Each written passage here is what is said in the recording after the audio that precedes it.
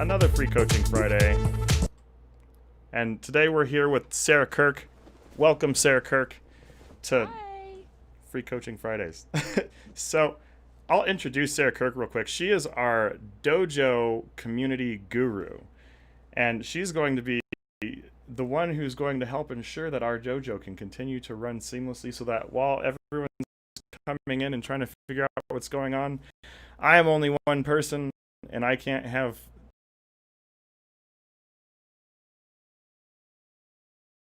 are now growing and getting more people. So this is Sarah Kirk. Go ahead and tell everyone in Free Coaching Friday who you are. Introduce yourself. What are some of the things that you like as well? What are some things you enjoy? Yeah, for sure. So hello everyone. Um, so I have kind of an interesting background. I was in the Air Force for 4 years, and I was a contractor for two, doing imagery intelligence, and then later fusion of all the intelligence. Then a little bit of college. I thought that I wanted to go into cell and molecular biology. That didn't pan out. Bartender for a couple years, so and then I got into cybersecurity. That's how I met Nathan, through SecureSet, and here I am. And in my free time, I like to play Pokemon Go and drag my dog Lucy along with me. And I like memes. I'm a child of the internet. Internet is a magical place. It is. I say that all the time. It's both magical and terrifying. I know. I kind of love it. And it really is a strange place because it's the internet is one of those things where we talk about something like social media, we talk about something like ethical hacking or not, just hacking in general, and then we talk about things like cooking. When we talk about cooking and like kitchen knives, when someone sees a kitchen knife, they don't assume that something like dangerous is going to happen. But when you hear the word hacker, then you're like, oh, something dangerous is going to happen. And then if you talk to people about social media, you're going to get these like two completely different reactions from people. Either they have this pleasant experience with social media where they look at it kind of like how most people see a kitchen's cooking knife. You're like, oh, someone might cook some good food, chop some vegetables or something. Or they might look at social media how a lot of people look at hackers like, oh, so, it's going to be this awful experience where people are going to try to manipulate me and change me, and everyone's out to get everyone, and it's just this crazy, dangerous world. And I have noticed that quite a bit too, about a variety of things: the internet, social media, you name it. Really, there's going to be two camps, and it's very rarely seated very firmly on either end of it. You've got to take what works from both ends of it, and like we said earlier, make your own mashed potatoes. It's true. And Yeah, so we've decided to teach people how to make mashed potatoes because yeah. that's what I teach. Well, maybe I don't teach mashed potatoes per se, but how to make things. Make all kinds of things. And if you want to make mashed potatoes, I'm sure we could probably organize that too. But you're gonna teach them how to make the mashed potatoes that you like. Do you like it lumpy? Do you like it with skim? He's You're gonna teach us, all of us, how to make the mashed potatoes the way we like it. You know? Yeah, and before we didn't have that many followers in the past. I mean, whenever anything's new, no one you have to get noticed. So you're always going to start with like one person who follows you, then 20, then 50, then 100, then a couple thousand, and then at some point when you start getting into the thousands, trying to do everything is just like one person becomes a little crazy, and then you start needing ways to better support all those people. And so then even if you want to try to do everything for people for free all the time, you have to start figuring out how to be able to afford to continue helping people in the path that you're moving down. So that's what we've been doing over the past couple of years is like, well, in the past it's much easier for us to kind of figure out how to support like, oh, have enough time in a given day to talk to literally everyone who messages me. I don't have time to talk to everyone who Not messages me possible. It's anymore. not possible at all. No way. Yeah. So, and I've recognized that and learned that. And so I am trying to figure out like where can I still be able to have time with people. So Free Coaching Friday, I'm always going to be on here, and anyone who's in the Facebook group. So I'm just going to put this on the screen. Let's see. Watch from anywhere ask questions from Facebook. So you can spectate from anywhere. So if you just want to watch our coaching sessions, I've been doing this for a while now, but you can watch the coaching sessions. You can watch from anywhere, but you can't. You can only chat in the Facebook group, and the reason for that is so that I can keep like my coaching sessions focused. I can keep track of who I'm talking to. Like YouTube, it's really hard to manage like a personal conversation with people who are watching the coaching sessions, asking real questions, trying to figure out what's going on.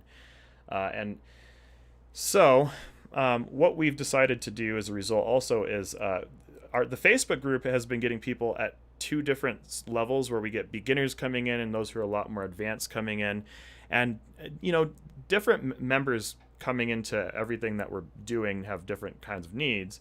And so what I want to do is I want to kind of focus our free resources to be dedicated to those who don't necessarily yet have a job or yet have a career and are trying to get to the point where they can even afford some nice workshops to like get themselves to the next level. Like, I'm a believer of, let me help you get a job for free, and then once you have the job and you can start to afford some of the more premium things where like we have to be able to afford you to take you on board as a customer so that we can afford to support you and support the resources to teach you and educate you, all that stuff. Right, because you have such a different model from everyone else. Yeah, so it's like, why don't I get you money before I start telling you that I want money or anything like that? It doesn't. You are definitely not driven by the financial aspects of things, and that's what I love about you and about Notion Point and the whole fam. So it is a little different. It always it confuses people who are like other business people. They're like, wait, but how do you survive? How do you eat? How do you do things? Well, a lot of it is free coaching Friday and things like that. Like, this is a little bit of hobby for me. Historically, I spend my free time like I could be partying right now and out and being like, yeah, well, maybe not during COVID. Probably a bad idea these days, but I get it because I have just instinctually formed my own projects where I get no income from it, but I'm super passionate about it. FedSec, Battles of Binary. It's just, I think it's in our nature to want to help people, and I think that's giving back is so fulfilling, and being and knowing that someone took you to where you are. Yeah, totally. And so what we're going to start doing is like all of our like free, more affordable resources, free coaching Friday, like all those things. That free coaching Friday, I'm just going to keep it free. Every Friday like that I'm available, I'm going to keep just talking to people about whoever comes into the Facebook group with your questions. Ask away, and I'll answer everything that I know how to answer. And then that way I can help people who are in the middle of your job hunt. Maybe you just really don't know where to even start or where to begin. Whatever question anyone asks here, there are probably other people watching who, like on one of the channels, whether they're on YouTube or LinkedIn or not even in the Facebook group, there's probably someone somewhere else who also wants to know the same thing that you want to know.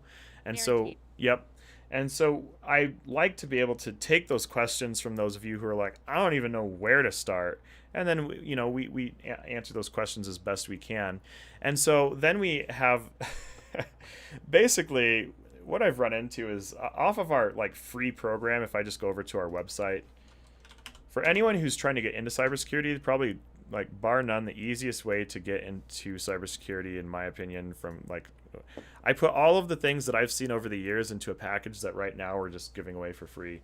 A lot of you already have this, but for those who've never heard of our Pied Hacker Experience Prerequisites program, this goes into exactly what I'm talking about. Is I want to make sure that there are enough resources for anyone to just do whatever you need to get a job, like without paying for anything. And then maybe it takes you 3 years before you need anything else. I have no idea. But it doesn't make a whole lot of sense to me to charge people who are trying to build an income something out of an income that they might not even have yet. It's not even logical in my head. So then once people are kind of in a situated spot, and in cybersecurity, I know people generally get paid decently well. Even low pay in cybersecurity, it tends to be a little better than low pay in other industries. Yeah. So. For sure. And then on top of that, we have a way of delivering education to where instead of going and paying for an institution that has to like at a lot of, say, colleges, you want to go to college, the college has to be able to afford instructors. They have to be able to afford the educational hardware and infrastructure in their little data center, whatever they're using. They have to be able, and so like the instructors, they could be $100,000 a piece for technology instructors. Then for the hardware, it could be $120,000 a year to manage the hardware and infrastructure that the educational facility uses to deliver educational services or more. Then they have to pay people, at least like 3 people, for an educational environment to like manage it, administrate it, maintain it, and that could easily be another $300,000 right there a year. And so by the time, yeah. So, like, most educational facilities have to charge you a lot more money because they quite literally have no choice but to spend $1 million a year just to deliver services to Just you. to keep the lights, just not J- even keeping the lights on. yeah, That's not keeping the lights on either. yeah, You got yeah, rent and electric bill to pay. yeah. And I don't need $1 million just to keep the lights on in a year. So, because I don't need $1 million a year to keep the lights on, I can deliver this kind of education where, if you prefer, like, to self-teach and things like that, that's exactly what I do. But if you want to have an instructor who's there with you 24/7, we are actually releasing a dojo where I'm going to have a monthly service for people who want to have access to me online on a regular basis. And you're like, you know what, like, I'm trying to build products, so I want to have like that mentorship, and I want to have like a monthly way to learn how to like build and refine my skills. So this is something I'm going to announce today during Free Coaching Friday and talk about, just because in order for us to afford Free Coaching Friday, we do have to have things that also make Free Coaching Friday affordable. And so, we have to find services that we can deliver to those who are going to be willing to pay for those who are just getting started. So if you ever become a paying member for what we do, you are the ones who are the reason why we can afford to produce free content. And so anyone who's joining our dojo that I'm about to talk about and stuff like that, you are the reason why Free Coaching Friday is going to be capable of continuing, and why, like, it's because of our customers that Free Coaching Friday exists. Free Coaching Friday doesn't exist because I want to do it and I enjoy doing Free Coaching Friday, but the reality as a business owner is I have to run a business. I have to be able to afford to do this, and if things aren't going well in the business, there's no such thing as Free Coaching Friday. I have to put like every piece of energy I have into maintaining the business, and this Bills is just, gotta get paid. yeah. Bills gotta get paid. And it sucks, but it's like one of those things. So I'm like, okay, so how can I make it so that it's easier than ever for me to afford to produce the best free content for beginners on the market, while at the same time making the best content on the market that's paid and probably significantly cheaper than what other people are trying to do and accomplish. Now, a little different, because what I'm going to try to do here, and I'm going to start doing some whiteboarding here, so our faces are going to go away. We're going to start drawing out the future of how I want to do things. So I want to talk first about like how do I want to deliver free content. And if anyone has questions along the way here, feel free to ask. Oh, actually, I got to hit the go live button. I just realized we've been streaming to all the other channels and we haven't been taking in questions. Oh man. Oh, well, let's give the Facebook group some time to catch up a little bit. I'm new to some of the streaming stuff. I was like, no one, there's no one talking right now. But I didn't notice that it wasn't running in the Facebook group either, so that's on me. I should have asked you sooner. How do I get in Facebook? I just thought I was stupid. Oh, no, it's not even running. So anyways, my God.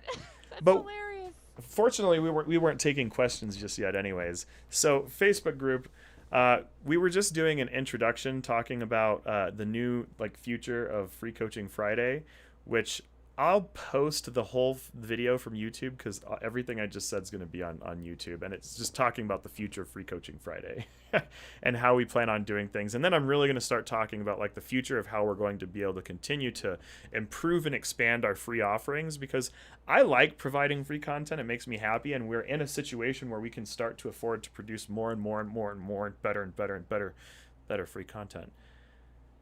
So that is more or less what we've been getting into. So for those who have cybersecurity questions, I'm going to start talking about how we're going to be structuring the future of like our free content, like what I was talking about.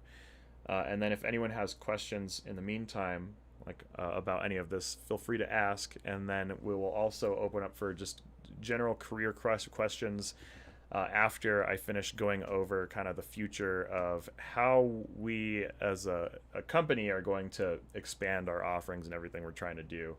Because like I said, I do like to be able to continue to provide free offerings for people. So And the Facebook squad missed this, but basically the whole point of this is keeping the lights on so we can bring you more fun stuff for free. exactly. More educational stuff for free. Yeah. Exactly. And so this is Sarah Kirk, who I had introduced. Like I said, I'll drop the beginning of this video, or the portion that has the beginning of this video, in the Facebook group so you can see that. But we haven't even opened up for questions barely until just now anyways. So we're really just getting started. So nothing that you've missed yet. So I'm going to go back over to the whiteboard and kind of start talking about the future of like Free Coaching Friday, not just Free Coaching Friday, but how we plan on helping people, like how do we help people who are beginners. So if this is you, we're going to first start with I'm a beginner, then we're going to be like I'm a little more intermediate, and then I'm advanced. So I'm a beginner. So if you are a beginner and you're trying to get into cybersecurity, the way that I generally recommend people just crack into the cybersecurity industry, and we're going to start dedicating our free resources, including the Facebook group and Free Coaching Friday, all of that, to like those of you who are beginners and haven't really gotten anywhere yet in what you're trying to accomplish. Because at some point, everyone's got to have a beginning. There's no such thing as not having a beginning. You have to have a beginning somewhere. So if you're a beginner, like the tools that we are providing everyone is, we offer Free Coaching Friday for those who come into the Facebook group. Coaching Friday on Facebook. It's where you can ask your questions. So if you have questions, you got to ask in the Facebook group. And then the other thing that we have is something called Pied Hacker Prerequisites. This is pretty much everything that you need to know to get a job in cybersecurity. So like if you're a beginner, do these two things. Y'all, for free. Yeah, like don't spend money on basically go get a job. This is my recommendation for anyone who like doesn't have a cybersecurity job or isn't already like a senior developer of some sort or something along those lines. Especially if you're like early career, like in general. The me's of the world. Yeah. The cyber noobs. And so everyone's got to start somewhere. Exactly. And so we have Free Coaching Friday, Pied Hacker Prerequisites, go get a job. And then one other thing that I would like to say is just simply connect with me on LinkedIn. And then I'm going to give everyone the most important part for beginners. And this one I don't necessarily have all of the time, but I'll drop my LinkedIn link to you so that you can share it with the Facebook group. I'm not in yet, so I don't Facebook y'all, so I'm gonna make a Facebook just for y'all so I can watch with you. Here we go. So we have then basically post questions in the Facebook group. So I used to just say message me in general. The reason why I have the Facebook group is like as we're growing, once again, like I'm one person, so it's really hard to filter through like a lot of the questions. And you can always direct message me if you're in the Facebook group. And so I'll also say that if in Facebook group, direct message me. You can direct message me in other places. The only warning I'll give you is that I get so many messages from everywhere else that this is like the easiest way for your questions to me to not just get lost in the weeds, is to just go through a place where I know that I will see your questions. And then otherwise I just have for example, right now I'm streaming to Facebook, Vimeo, YouTube, LinkedIn, all at the same time. Like while I am a developer and things like that, like I'm not a marketer, so like marketers know how to have some of these like fancy tools to look at every chat together. That's not me.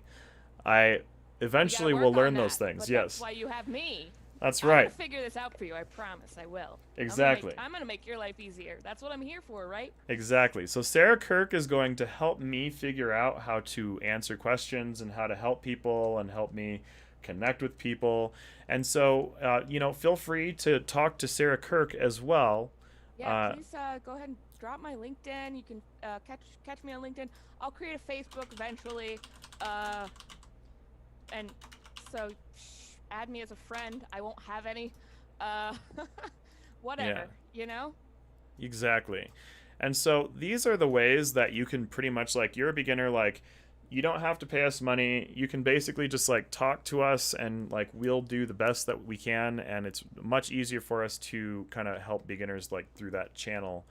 And then Facebook is where it's a lot more personal and a lot easier for me to just like deliver and serve, just out of the nature of how everything's set up. So that brings us to, let's say that you are more intermediate or like moving towards senior.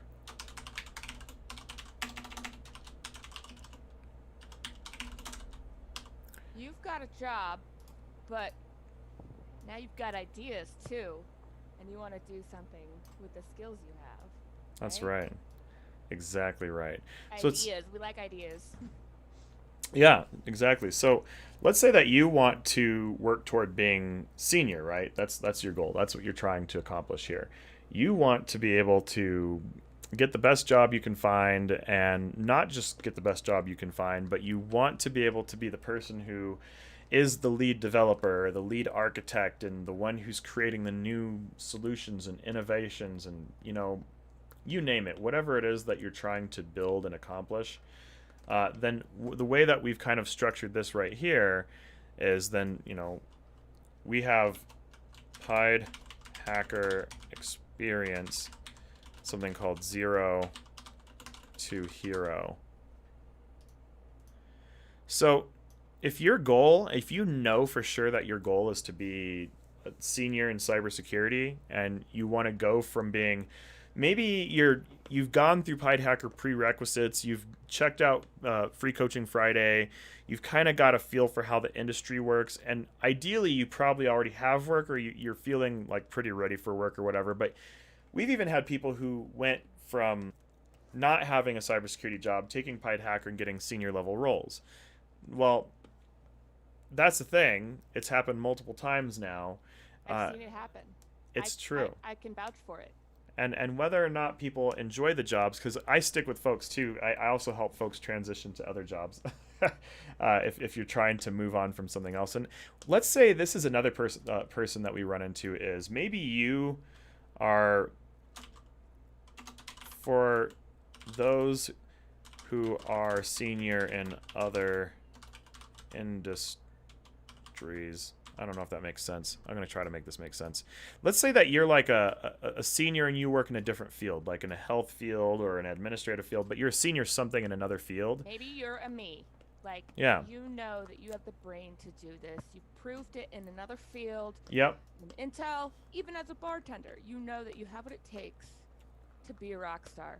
Yeah, exactly. So you're like, I just want to get like, I don't want to start from the beginning again. So I'm just going to say, just like this is, you don't have to start from the beginning again. Now, in other industries, that might not be true, but in cybersecurity, this is true. In cybersecurity, if you already have senior skills in some other area, you can probably transition into a senior level role. And everyone who's done this has definitely said that there is definitely a learning curve. I'm not saying that it's easy. As a matter of fact, Pied Hacker Experience is not easy. Yeah. No, I haven't finished, or I'm still doing prereqs, to be honest. But cybersecurity is not easy, even when you're smart. But that's kind of what makes it fun. So. Yeah, exactly. And so that also brings us to, we have another workshop that we're creating that is for people who they really have like more ambitious goals. We have something called Pied Tinker, and this is for people who basically want to have like a home lab. I'm excited to build my home lab someday. Oh, it's going to be so good. I know. Home labs. I'm so excited. And what a home lab is, to give any of you an idea of what I'm talking about, we have this program that we've created called PyTinker, and this is what's going to create access to something that we are releasing now called the DevSecOps Dojo. And I'm just going to outline all the details and whiteboard all the details for the DevSecOps Dojo, and then I'm going to talk about when we're going to officially release it. We're going to do an official release next week, and then all of those details, it's happening. It's happening!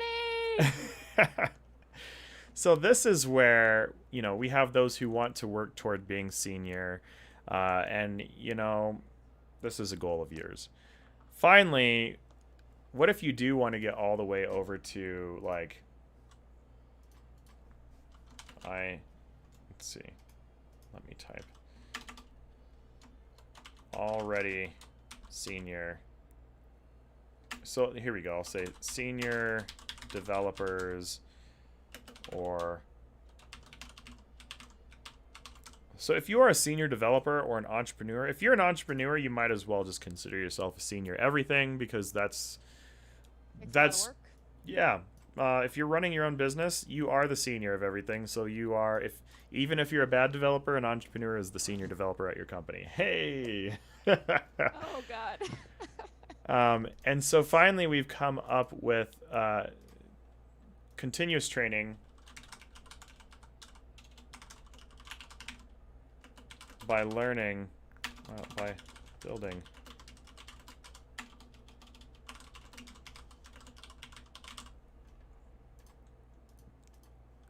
Okay, so we are going to deliver continuous training by, I gotta correct this English a little bit, building an actual cloud together. And by building a cloud, I mean, like, we're literally going to build a cloud. Like, literally. Like, literally, y'all. Yeah, it's gonna be a good time. But when he says literally, he means literally. So when a lot of people say that they're gonna build a cloud, they're like, all right, everyone, we're gonna go build a cloud in AWS. No, we're gonna build our cloud. You're using AWS. Yeah, that's right. You're using AWS. We're gonna actually build our own AWS. If you want to know how, like, something like AWS or Azure is built, and why are we doing this? So, like, no, I'll just say, what is it? That's our DevSecOps Dojo. So we're building a DevSecOps Dojo where we're gonna have belts. We're gonna have, white belt, orange belt, black belt, all the belts, and we're gonna have a step up talent building process where every month we're building different things, but then at the same time we have ways for everyone to progress and show off their skill levels. But the thing about the dojo is you have to actually pass an assessment to get into it. So we're going to treat the dojo as a way to where, for the most part, if you don't have the skills that I would expect someone to be working in cybersecurity, like in an actual job, if you don't have those skills yet, we're going to actually have an assessment so that people coming into the dojo already have working skills, which is why if you want to get into the dojo, you have to get into the dojo through our PyTinker program. So we're going to have a workshop where you have to go through the workshop, complete that, and then fill out an assessment. And then if you pass the assessment, you will be qualified to work in the work with us in the DevSecOps Dojo. It's not the most difficult assessment. Basically, you have to at least know how to create a Docker Hub image. If you can't figure out how to create a Docker Hub image, I will tell you right now that you probably won't be able to get into the DevSecOps Dojo until you know how to do that one thing. And so what this means is, like, we're creating an underground is what we're doing.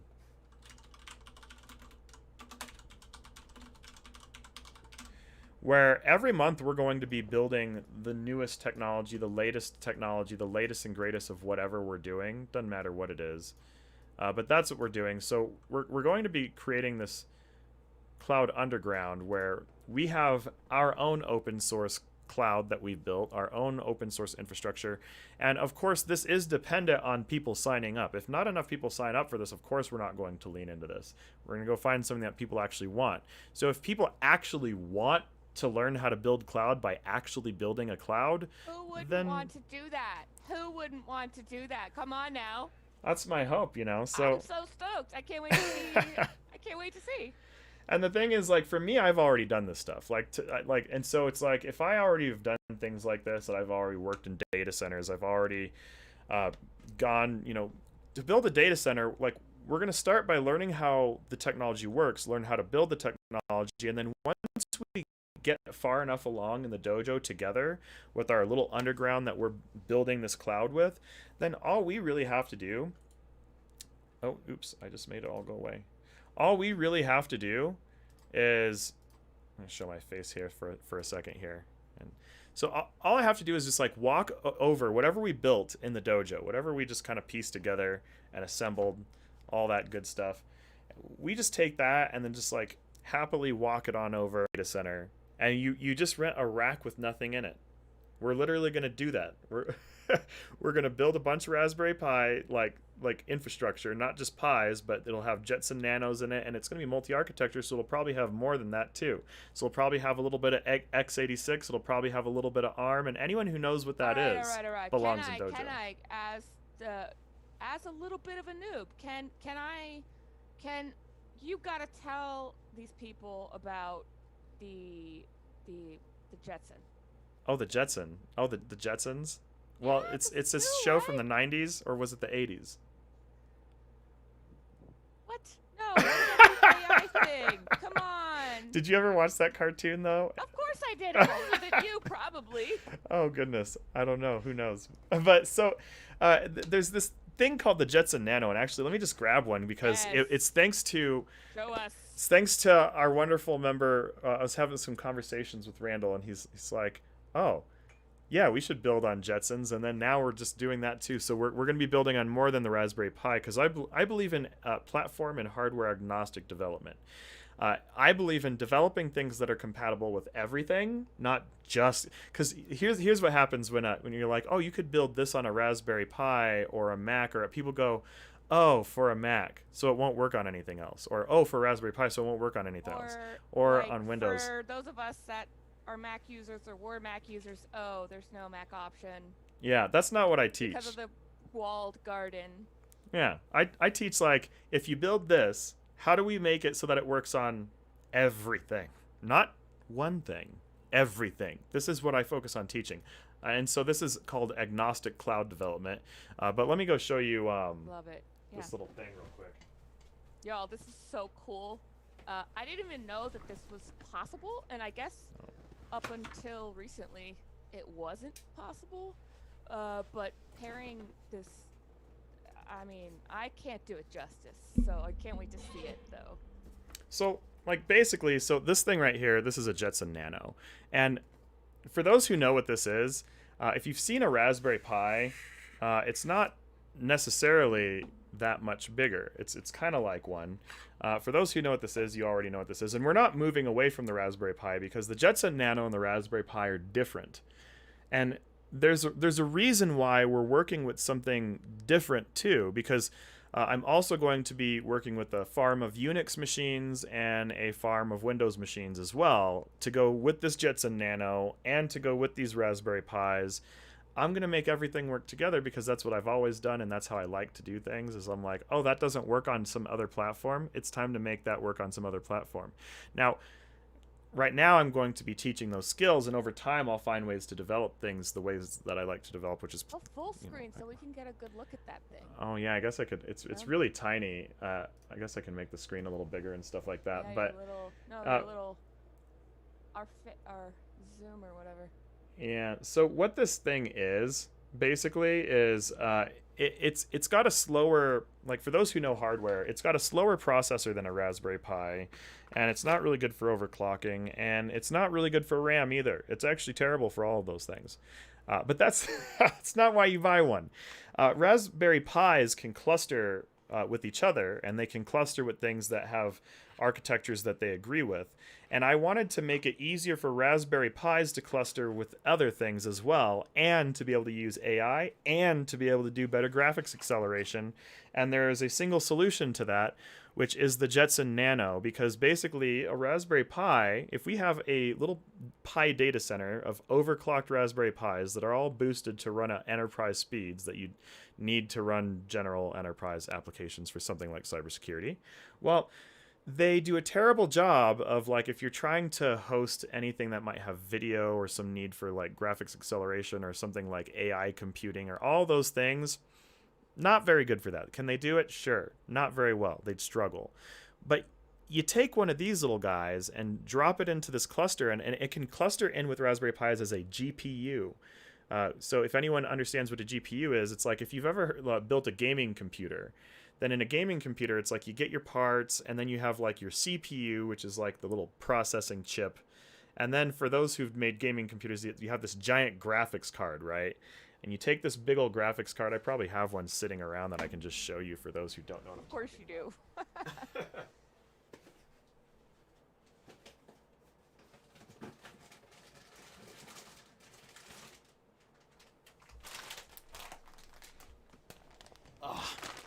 Yes.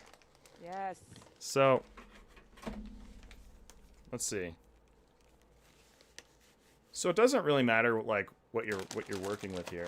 It's like if you're trying to figure out how to get resources that are going to give you what you want, they come in different shapes and sizes and form factors, and they're, you know, different types of processors and different types of processing. But like this thing right here, this is a graphics processor. This is what you would call a GPU. Wow. For those who are not quite so familiar with these things, this one's rather old, but it gets the point across, right? Where we go and we add this to a thing, and bam, we can play video games on a computer. Voila. They're large, quite a bit larger than the Jetson. Oh yeah, like the Jetson right here, like it's about, honestly, this thing has more graphics power than the graphics card I'm holding right here. This is older technology. This little Jetson Nano right here has more power than this old graphics card in this little thing right here. I love it. I love it. I love it. And we're looking at like this is crazy because this is a whole computer as well. This is not. This actually, so theoretically, when you connect it to the Raspberry Pi and make it accessible, it is a little baby cloud. It will, yeah, because you have to cluster the Pis in order to add it to a Raspberry Pi. So you can't just plug it into a Raspberry Pi, but if you cluster them, then yeah. Right. So like Kubernetes, or Docker, Kubernetes or Docker would be like, how do you add a graphics accelerator to it? And so while it's not going to work the same way as a graphics card, it also has different drivers, and you have to do your own development. What it allows us to do is it also has processing cores that allow us to crunch binary for like conversions. And so if we want to like emulate different types of hardware platforms or emulate certain forms of communication to allow a Raspberry Pi cluster to work with different types of hardware that a Raspberry Pi might not otherwise be compatible with, then this little thing can be a brain that says, hey, Raspberry Pi cluster, we're going to crunch some binary with a whole bunch of things, and you can create something called, basically it's just like a thing that adds maximum compatibility. Like Raspberry Pis magically become compatible with Apple servers and Windows servers and whatever else we want. Super cool. Yeah. And so this is agnostic cloud development, and that's what we're teaching in the dojo is like, don't you want to be able to develop however you want, or don't you want to be able to develop everywhere? Yes. Don't put limitations on me. You can't hold me down. Yeah. And like, what if you don't want to necessarily, like, I'll put it one way. If you're trying to learn how to do like app development, and you're trying to learn how to do it in AWS, depending on what your resources look like, you can get a lot of free resources from things like AWS. But if you don't want to mess with some of that and then potentially dealing with like monthly fees and stuff like that, the nice thing about getting your own developer kits at home and your own developer labs and working in your own developer labs is you can build products offline where it's not using up your network connection, because this is something people don't think about. People don't think about like, When you're using an AWS server VM, sometimes you have to pay by the minute, and while paying by the minute is usually like maybe cents per minute, when you're doing development, one weekend could easily suddenly go from like not much money was being spent on your AWS account or your Azure account, and then all of a sudden you were the whole team all worked 40 hours each, all in AWS, all on those connections, put all that time together, and all of a sudden your $30 a month payments turn into a couple $100, or even Light bill is due, baby. The light bill is due. Yeah, that's right. And so if you're developing, you want to develop it where you don't have to worry about all that overhead, and then also you want to be able to have hardware that you can troubleshoot certain things where, from a development standpoint, when you're doing, especially if you're trying to manage things that work on certain types of kernels, you want to have it as well refined as possible before migrating it into a production cloud. And so I want to teach everyone how to develop your products before migrating them into your development clouds, and then having these things that will then cluster into a development cloud. Because what I teach is like, you can build a cloud at home, put it on your desk, develop an app, and then once that app is ready and happy, let it cluster into the cloud. And then once it clusters into the cloud, well, then you have a whole nother thing. I get a feeling that because we started streaming on LinkedIn and everywhere else, people probably started just watching on whatever other platform that they're on. Because normally we get all of the questions in Facebook. But now that we're streaming for the first time in who knows how many places, I'm just curious. Watch me click on somewhere else and watch where all the questions are. I'm still going to go back to Facebook because for the sake of my confusion, I can't talk to everyone at the same time. Let's see. Questions. Oh, yes. Well, anyways, that's besides the point. Questions or not. So hopefully some of that is making sense for like the goals of the dojo. For sure. And then, like I said, if anyone has any questions here, I'm just going to kind of talk about because people want to know. I'm going to answer the questions people have asked about Dojo all week, because everyone's been asking about Dojo all week. So let me start answering these questions about Dojo. How do you get into this? How do you start doing all of this with us? So first and foremost, until anyone has any questions, in order to start doing all of this with us, you can go over to our website and just go on our homepage. And really the easiest place to start, actually this is sold out, so there are no copies left of this, so if anyone wants to get one of these, it's too late. But we have workshops. We have what's called the Pied Tinker right here, and this is actually going to be upgraded on Monday to where when you purchase this DIY Raspberry Pi overclocking workshop, it's going to be expanded into a cloud overclocking workshop, because we're going to expand it from just being how to overclock your Raspberry Pi and how to do hardware hacking. Basically, this is a hardware hacking workshop and how hardware hacking works and why and things like that with Linux, so on and so forth. How fun. But we're going to expand it further to be a cloud overclocking workshop that's going to teach you how to build a cloud and how to overclock that cloud. And it ends with an optional assessment that gives you 1 month of joining our DevSecOps Dojo for free, where you can join building with us, which is going to basically be an online co-op. So I like free. I don't know about y'all, but I like free. It's good stuff. So say, what is DevSecOps Dojo? So if I say, what is the DevSecOps Dojo? Like I said, if anyone in Facebook has any questions, feel free to ask while I'm talking about this. So I'm just going to list out everything that it is, really. So it's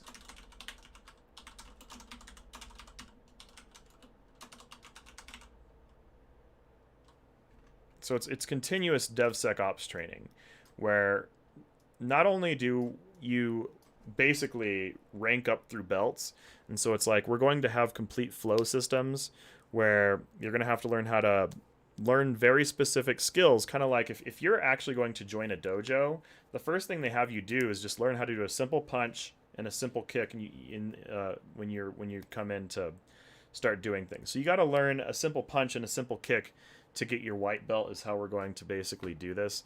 So when you start, that's just going to be the beginning. So anyone who's a new member to the dojo is just basically going to be like a pre-white belt, and then you follow these basics, we will reward you with your white belt.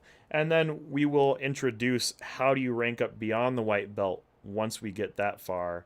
And then along the way, all of the skills that we're teaching is I'm going to teach everyone. So continuous DevSecOps training. So I'm going to teach how to build cloud with Kubernetes and Docker.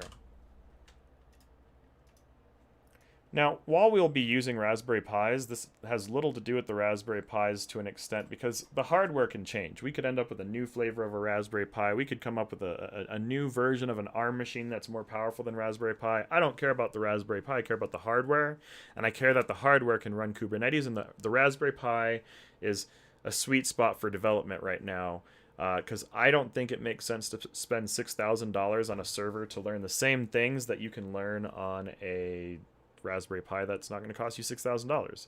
That's going to be a no for me, dog. Yeah, exactly.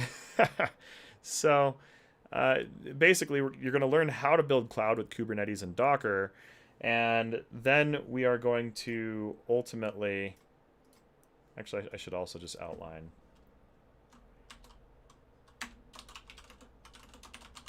I really like how you're integrating the belt system. There are clear goals and delineations, little baby goals along the way.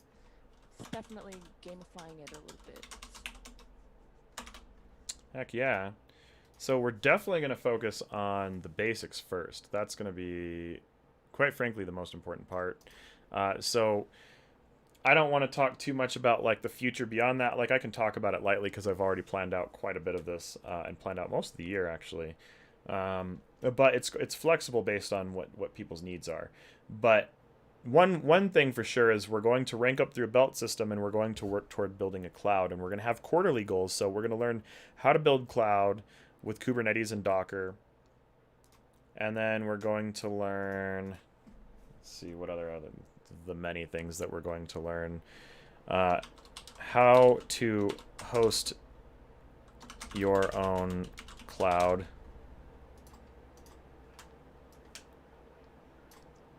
That's the thing I can't wait to see. I am super interested in learning how to do that. Heck yeah. Learn all the things. Oh, we're going in deep, basically. All the things. So we're even going to learn how to turn hosting into products, which is Nice. awesome. Very nice. And so anyone who is basically coming to work with us as a business owner or for an actual development or things like that, like my goal is to make this something that helps you do like grow and expand your business and or operations. And if you're a manager and you have a team that you wish knew these things, throw them at the dojo, and like basically we'll just get them the skills to let you do these things as a business. So like this is not just for people who are trying to get, like really this is for entrepreneurs and senior developers.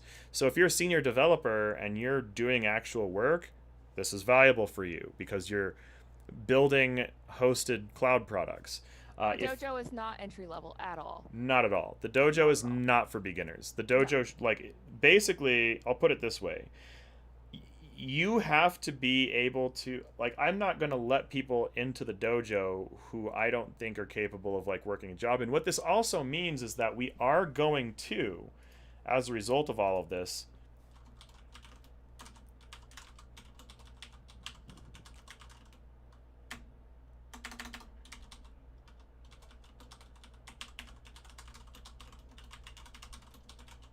so if you're in the dojo, this means that you are a person who I know and I claim and I recommend to other people who I'm like, yes, this person can actually do things.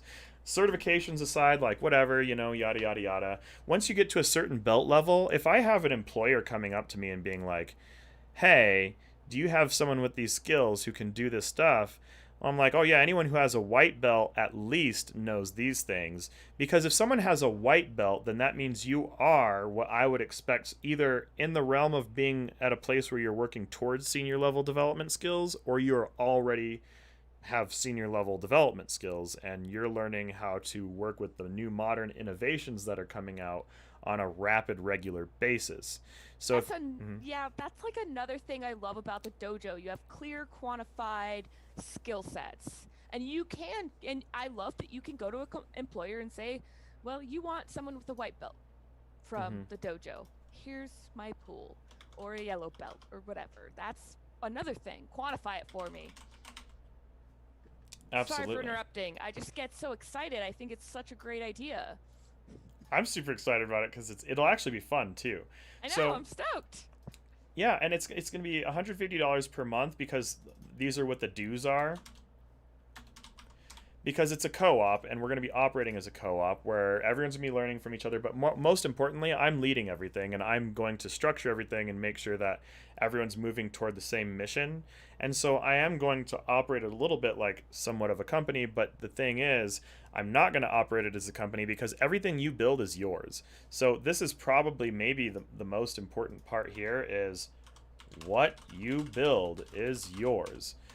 When we like, I'll be putting together the open source cloud underground. That's something that other people like, unless someone wants to get involved with that, like, you'll learn how to build your own cloud from that. But I'm going to let everyone also have access to the cloud that you didn't build, that I build. So I'm going to build a cloud that even those who don't help build it, I'm going to give access to use, who are members, so that you can use our cloud. But the real kicker is whatever you're building on a monthly basis is yours. Like, you don't have to worry about like some NDA or something being like, oh, you can't share this. Share the knowledge. Share what you're learning on a given month, because guess what? We're moving on to something new next month. Oh, and by the way, you told everyone what you just learned. That's fine too, because we're going to learn something new next month too. And then we're just going to keep learning whatever the next thing next month is. And then, like, even if you tell someone everything you learned from your belts, someone still has to go through the assessments, because I'm going by trial by fire, not trial by can you pass a bunch of multiple choice tests.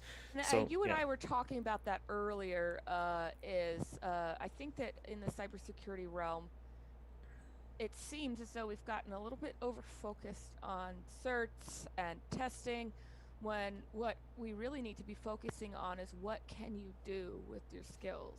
And the dojo allows Mm-hmm. you to prove that and build that portfolio of, sure, I have a sec plus, but here's what I can really do. It's true. It's so true, because like, the reality is people get certifications and then they don't get hired, and then they don't know why. I know. The struggle is real. And yeah, and it's a confusing thing. But the other thing is, companies don't necessarily know who to hire, and then they hire someone, and then they don't know why that employee couldn't deliver, and they're not quite sure why that employee couldn't deliver. And so what we're doing is we're saying, why don't I just vet everyone else out myself, and then that way all I have to do is go talk to the recruiters and be like, this person actually can do these things. So it's also a guaranteed vetting system as well, so that people who are, and also you get guaranteed experience in here too, as a huge result of all of this, because I'm having you do things. Every entry level job in cybersecurity somehow lists needing 2 to 3 years of experience in cybersecurity to get that job. And so basically, as long as you're still in here doing things, like, you're getting experience, and like, yes, I'm going to refer people who do things. Like, I mean, why wouldn't I? Honestly doesn't make sense why I wouldn't refer people who have been putting in like all that work to do, and it's work for themselves. Because the way that I'm going to do the dojo is, I'm not going to have anyone not really build anything for me. I'm going to have a build for everyone to follow for their flows, and then I want you to take what you build for yourself and sell it with your company, or with your products, or with your services, or with your skills. Your stuff is yours. That's what I want this to be all about, is that dojo members, your stuff is yours. I just give you the skills, and every month we learn something new, and every month we get on the grind and we work. And you can go do other things, and you can go work with other people, and you can go work with other leaders. And I'm sure there are other leaders out there working, which I appreciate, and you should probably work with them too. I don't even think it makes sense to necessarily compete. We can all help each other, honestly. But for people who want to do things through actually working and actually doing things and actually get into an industry by, I just have not, just that, there you go, actually doing things. Put in the work. Put in the work. Yeah. And so, Build your skill set. Prove your skill set. yeah, totally. So that's what we're doing. And then some things that I just want to talk about. So, like, I guess generically, kind of wrap up is I do try to summarize some of the other questions of the week. And hopefully that's not too confusing. If anyone has any confusion about how to access Dojo, I will have like official like posts and things. All Monday, you'll see stuff all over Monday. Look out for Monday to see how exactly to get into the dojo. But this gives you, yep, and it's coming up. Like we're gonna learn AI. We're gonna learn cloud. We're gonna learn cloud hacking, and all that good stuff. Woo! So it's gonna be good. Yeah. And like a lot of the main things that questions of the week is just a lot of questions about, hey, I've been looking for like, and I get this one a lot, and it makes a whole lot of sense. It's like, hey, I've been trying to get into cybersecurity for so long, and like nothing that I ever try seems to work, and I just don't understand. And how do I get real world experience? A lot of what we're doing is a far cry to a lot of that because I used to just say volunteer. And then people are like, well, how do I volunteer? There are a lot of ways to volunteer. We've gotten help from people who are willing to volunteer to do some stuff with us in the past. And but really, you can go and message people on like LinkedIn and just kind of ask around and make posts on a regular basis. If you want to find ways to get involved in cybersecurity, even beyond our programs, I spend a lot of time on LinkedIn. That's my preferred place. I'm on a lot of different socials. Facebook is not my favorite to look for work. YouTube's not my favorite to look for work, even though you can make videos. But I like making YouTube videos more for like fun and entertainment and educational purposes. This is streaming to YouTube right now. It's great. Hello, YouTube. This is the first time YouTube has seen my face, so hello. Perfect. You are there now. Yeah. I don't know how to feel about that. Right. But yeah, like LinkedIn, honestly, what makes LinkedIn probably an easy place to look for work is if you connect with me because you get in my network. And what I love about LinkedIn is my favorite social. I quit Facebook a while ago. I have like 10 Instagram followers. It's just, I like LinkedIn because it's a community of professionals just that really want to learn from each other. And I am like, I'm a nerd at heart.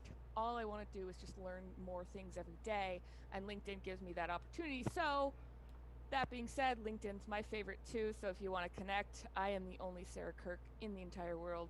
So, the number one Kirk. the only Sarah Kirk. The Captain Kirk is in the flesh. So yeah, anyways, it's gonna be sweet. I'm super excited about what we're doing.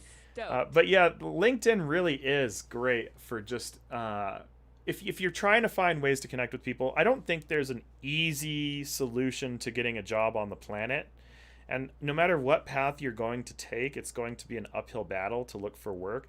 I think a lot of times when I talk to folks, they explain this a lot of the same emotions to me. I'm going to put it that way.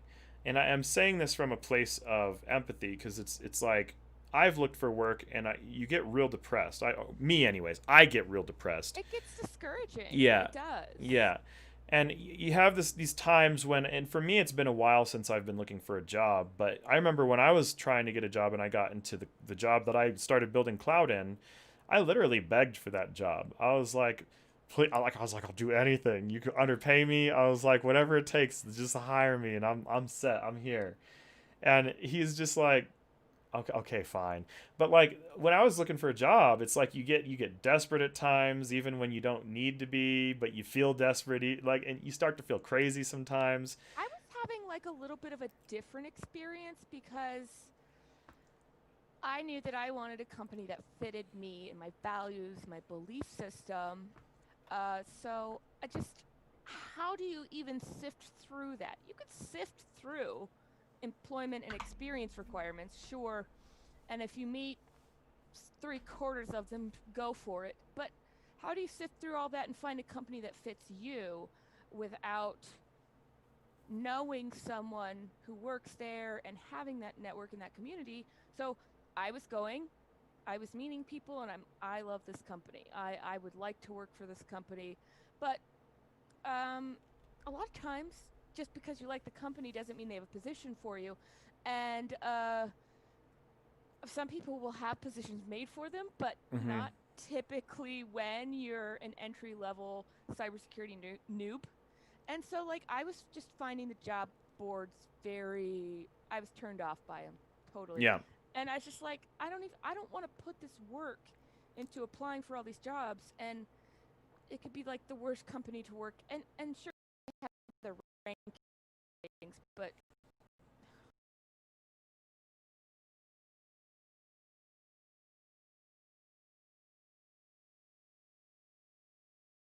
Bring up with all of that is like this whole idea of like radical gratitude, which actually Sarah Kirk is the one who mentioned the phraseology, but I like the way that it sounds because like this sounds cheesy to some and others get it.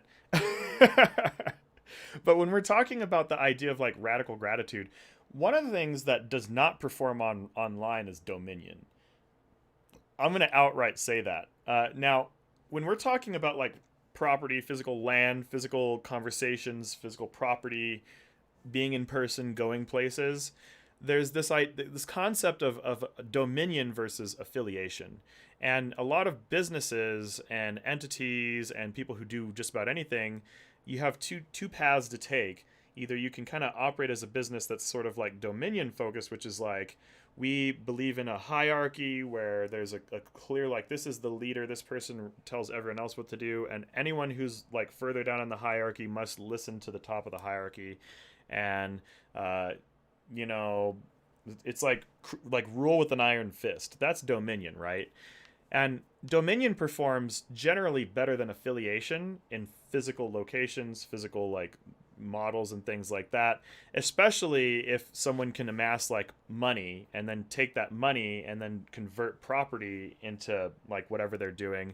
And then like that control of assets and physical assets allows people to enforce like the dominion models that I was in work. the military. I was a physical Yeah, asset. Excuse me. My physical person was a physical asset. So yeah, exactly. totally. Exactly. And so when we go onto the internet, things change quite a bit, like to scary amounts, because with the internet, yeah, you could block a device, and someone who is determined can figure out how to hack into another device to try to do a thing, A or try legal to get another game. device. Yeah.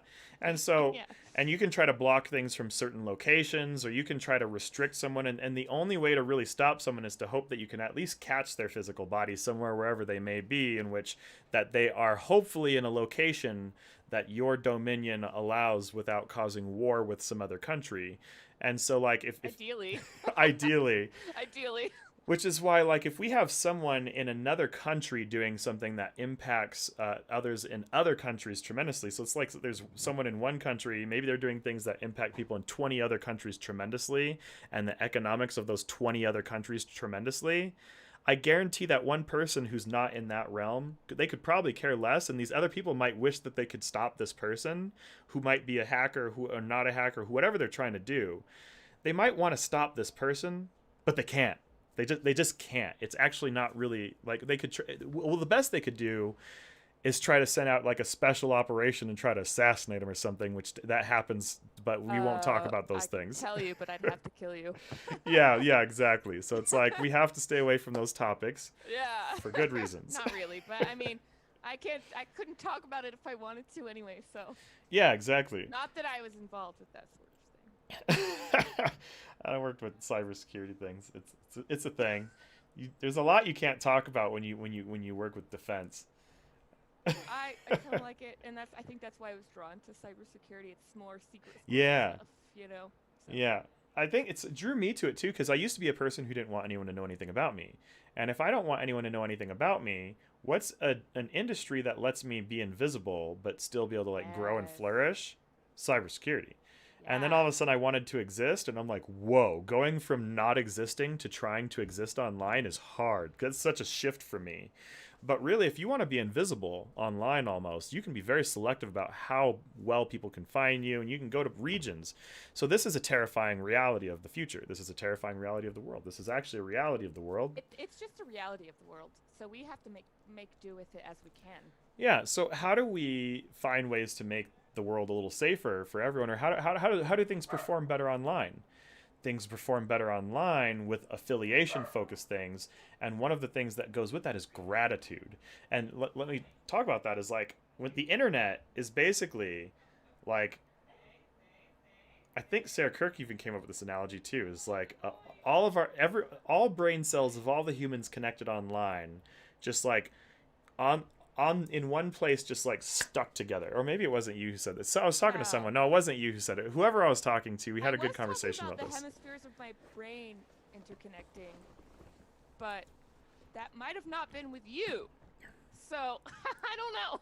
So for all you science geeks out there, if you've ever heard of like the molecular structure of water, water has what are called polarized cells, and what Not this cells.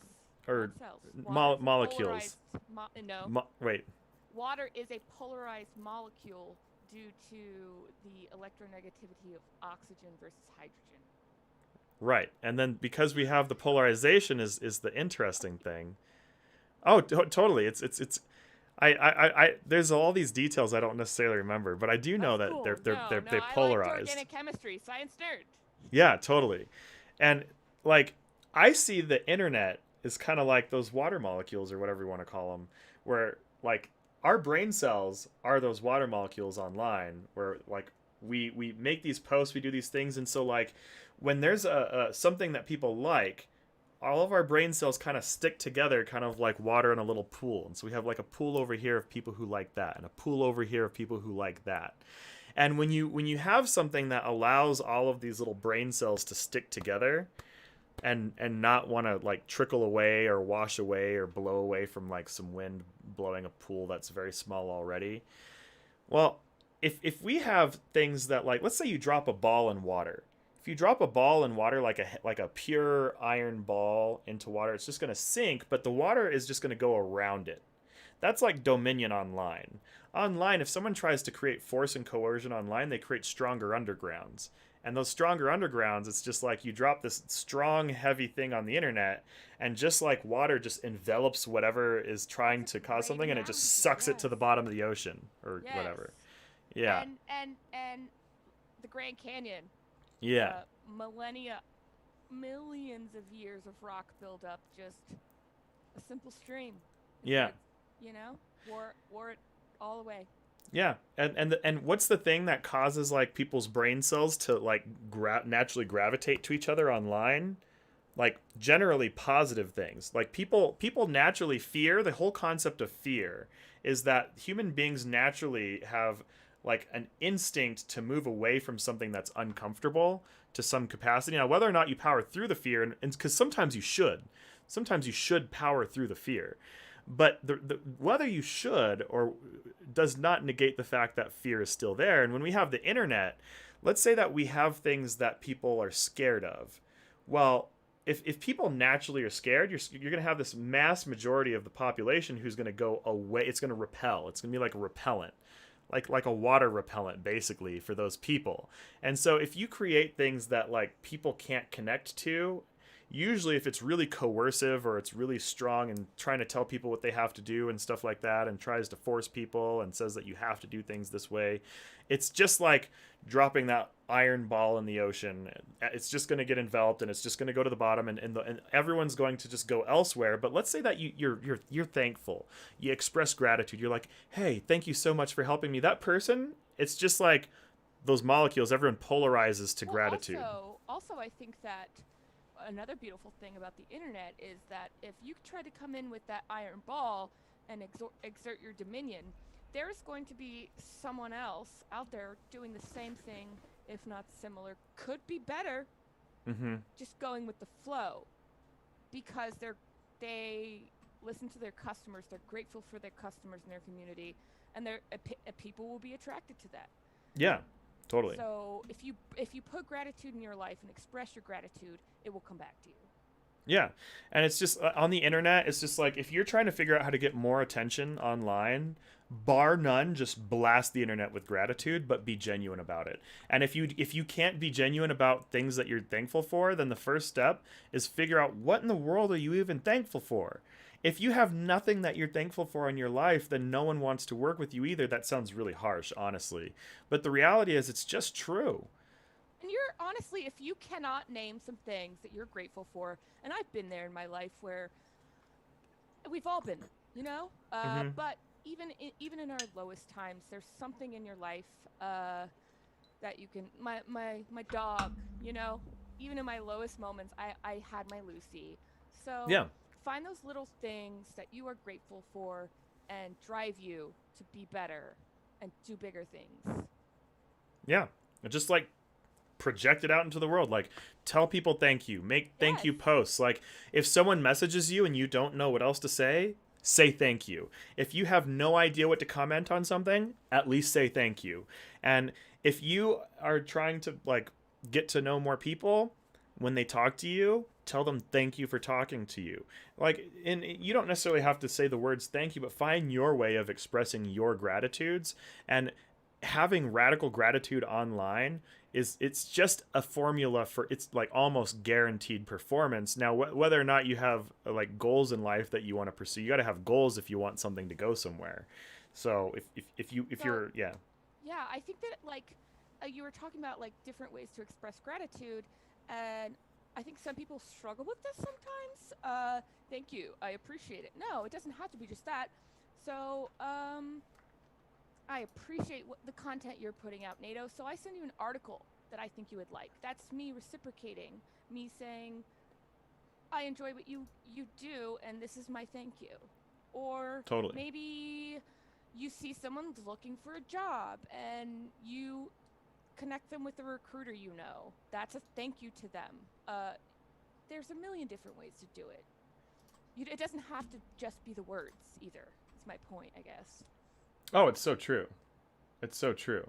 So it's just like let's see, I'm learning so many random things here, but it's just so true that you want to be a person who appreciates things and express that to employers. Want to hire someone who's going to actually seem like they want to be there. Now the other funny thing about it is some employers don't make it worth being thankful to. Like just because you get hired, doesn't mean you should be thankful. I will say that because if I treat someone poorly who works with me, they shouldn't be thankful for that. I don't I think expect.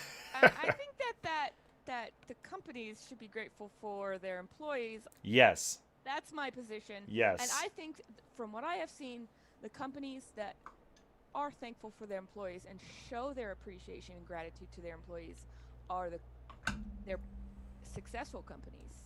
And their employees are happy. Happy Totally. employees are productive employees. Productive employees make companies money. Oh, it's so true. Again, radical gratitude, it all comes back to you. It does, and it's just a yeah. I don't know what else to say about it. It's actually quite kind of awesome. One of the things that I do to kind of find work or help people find work or find someone I want to work with is I kind of focus on psychographics. I don't even necessarily look for people to work with because even when I like, how did we start working with Sarah Kirk? It's like I was just doing things that I do on a regular basis, and then I needed something very And I was specific. too. Yep. And she was doing exactly the thing that I need at this given time. It's like the only thing I'm looking for. I'm honestly not looking for anything else. And then, bam, she's literally doing it. She's literally like a fish in water doing exactly what I'm looking for. And I'm like, this is the pinging person I'm you, looking for. like reaching out to you, trying to collaborate, even just like asking questions as like a mentor-mentee type situation. Yeah. Too, like I'm forming the relationship and Hmm. we're doing the things. Yeah. And then we have to Anyways, have, yeah, exactly. We have to have a discussion on like, what makes it worth it for you? Like, does this fit in with your lifestyle? Does this fit in with your goals? Does this fit in with what you're looking for? Because the things that I look for are a lot more complicated than can you do Python? Well, I can do Python, so if I'm trying to look for someone who's the best on Python, that's not something that I need. I need someone who can work with people. I'm almost like a robot. I don't need No, more you're robots. not. You're so good with people. People love you. Except for when You I just beat don't too have much. time to do it all. You can't do it all. It's not possible. Repeat after me. I can't do it all. It's true. I can't. There's not enough human of me. I need to like. So I'm here to help. That's what I'm here That's for. right. I need to just like pop my head open and then like transfer it over to you and then just like. Well, that's what we're doing. That's what this process is for That's data right. streaming. Exactly. So we're trying to actually make this stuff happen, which is super exciting. Oh, exciting. And so, some other things to say about, because I did go back and look at some of the other chats because we did actually start streaming elsewhere for like 30 minutes of the stream before realizing that we weren't streaming on Facebook. I did notice that all the chats have gone everywhere, which is the reason why I was trying to do things right. So it's my apology for not doing the Free Coaching Friday stream right. I'm getting better at it. It happens.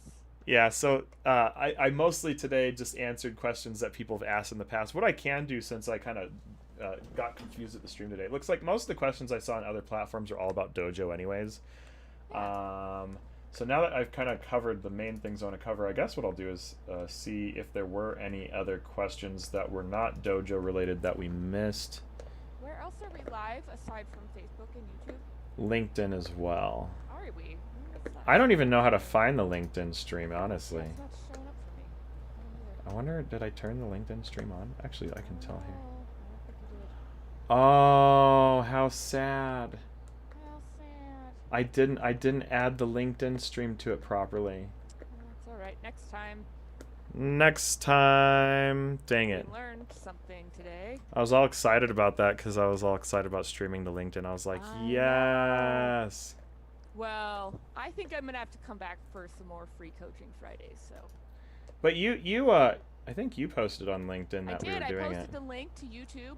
Oh, For our perfect. live for sure. I told people to DM me some questions. I've yet to get any because like the algorithm is weird, so people might not see it for a week.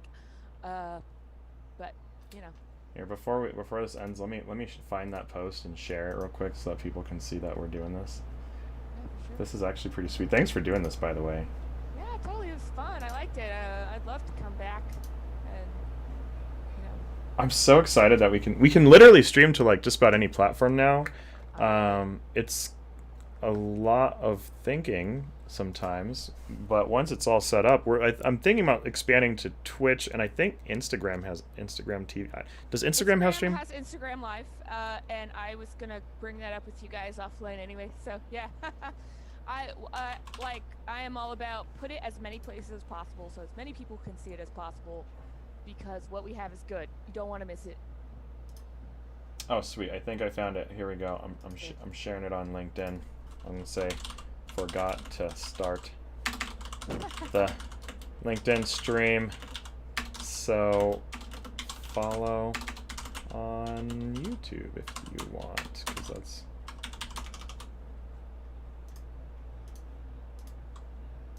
Here we go. Free Coaching Friday. I actually like doing these streams. They're kind of fun. Yeah, it's fun. Usually when I do it right, we get like a lot of engagement. People are watching it on Facebook, but the ones with the questions, they probably went elsewhere because I just lessons learned. When you don't start your stream in all of the locations at the same time properly, then you just end up It's another thing we confusing talked yourself about and earlier. people. That's I hate the saying, but unfortunately it's true. It doesn't kill you, makes you stronger. You learn lessons more with mistakes than anything else.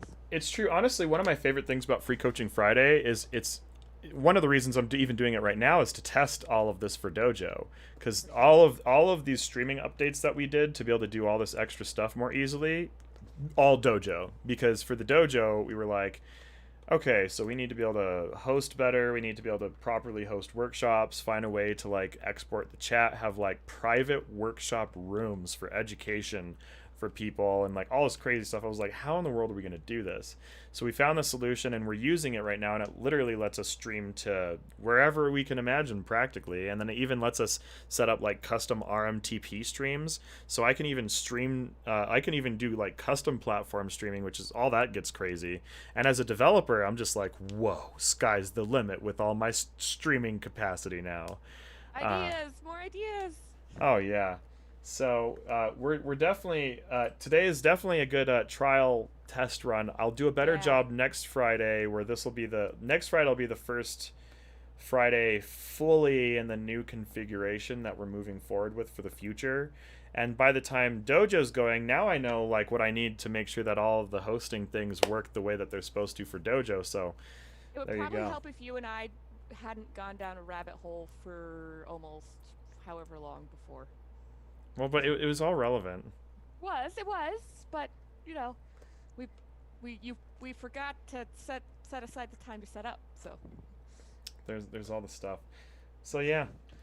And so that's why Free Coaching Fridays. Free Coaching Fridays, the forgiving day for me to coach, so that if I do something off, no one's paying me, so it's not the end of the world. Well, like you said, the dojo is allowing you, it's paying the light bill so that you can expand Free Coaching Friday to reach as many people as possible, to help as many people as possible. Yes, now, and that's something that I would like to end this on, too, because we got to wrap this up, too, for sure. is it's very important for me to say our free resources are driven by our paying customers.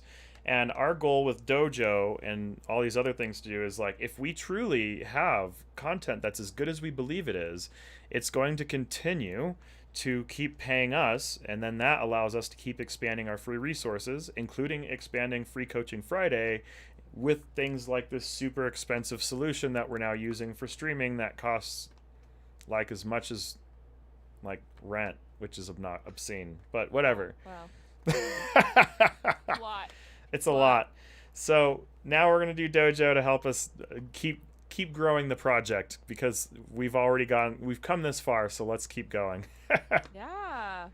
Sky's the limit. We're shooting for the moon. That's right. We're going for the moon. We're going for it. And we're going to build our own cloud.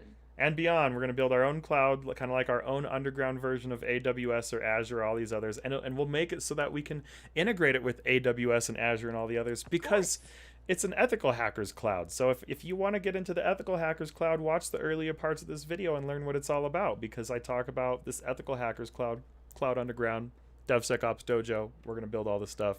We're going to hack cloud. Exciting. We're going to do it. It's going to be epic. So more release stuff coming out on Monday. This video has a lot of the other details. Feel free to send me your questions and messages and things like that.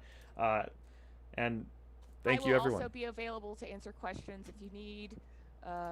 We'll drop some contact details. I'm sure socials for me in the comments or something. Exactly. He'll figure it out.